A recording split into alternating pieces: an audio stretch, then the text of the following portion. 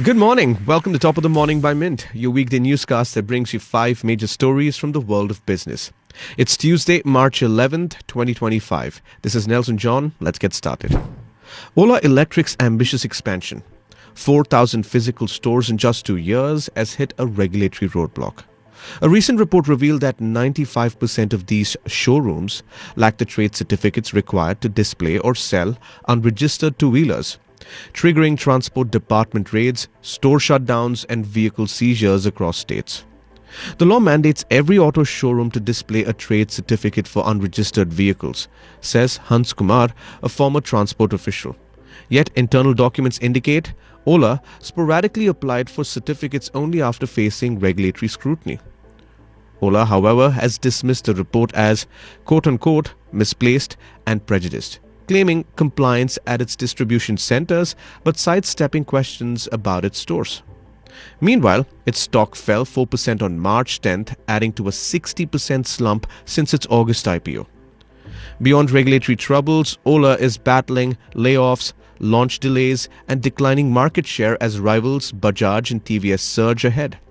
The EV maker also faces scrutiny over sales figures, reporting 25,000 units sold in February, while the government records show only 8,600 registrations. CEO Bhavesh Agrawal remains optimistic, promising a turnaround soon.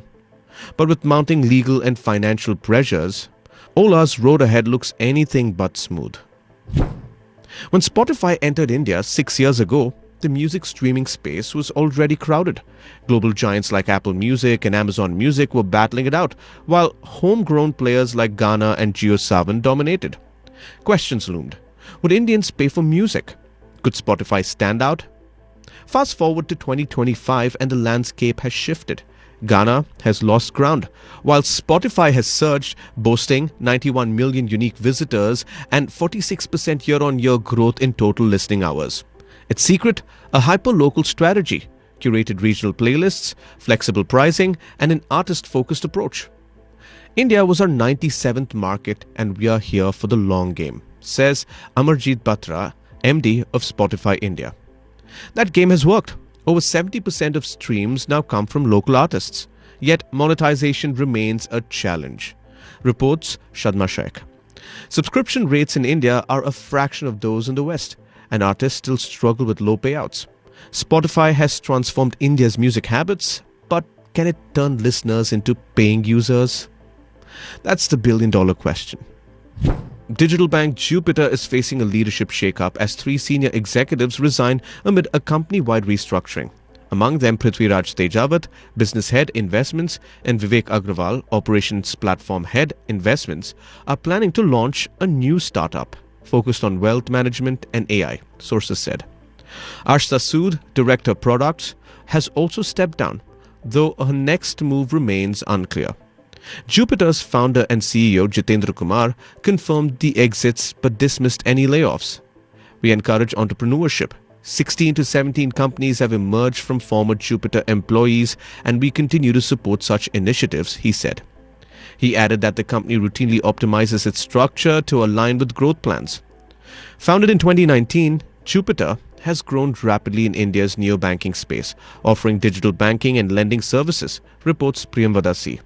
Despite raising $86 million in 2021 at a $711 million valuation, the company has struggled with losses, reporting 276 crore rupees in FY24. Though revenue surged nearly fivefold. Tejawat and Agrawal previously co-founded Upwardly, which later merged with Scriptbox. Now, as they set out to build again, all eyes are on their next move.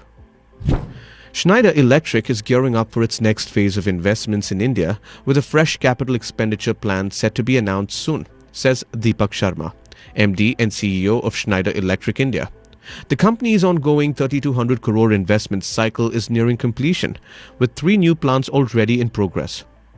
We'll soon announce the opening of extended lines, some of which will launch in 2025, Sharma noted. Looking ahead, Schneider aims to be aggressive with its India strategy, reinforcing the country's role as a global manufacturing hub. India is a growth story for us, both for domestic needs and exports, Sharma emphasized. With 31 existing manufacturing plants, the company is set to expand further. A major focus area is large-scale battery storage.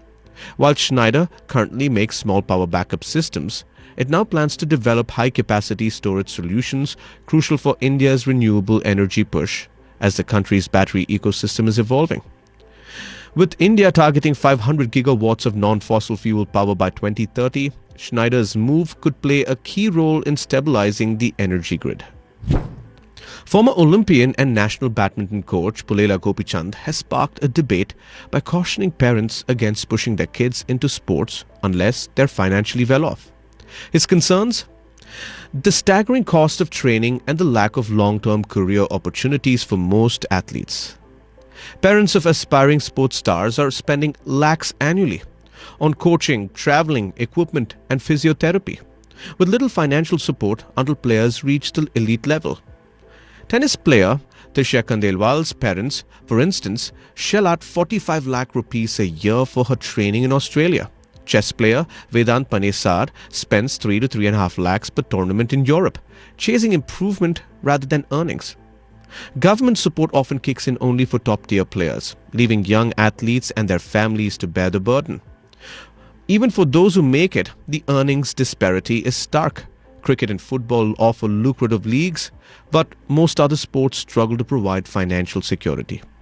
With limited job opportunities post-retirement and the constant risk of injury, many athletes keep a backup career in mind. As one parent puts it, only the top 100 in pro tennis break even. Everyone else loses money. The harsh reality, passion alone isn't enough. Deep pockets are almost a prerequisite. That's all for today. Thank you for joining in. We're eagerly looking forward to our next Top of the Morning episode, which will be packed with the latest in business news. Until then, this is Nelson John signing off. Have a terrific Tuesday.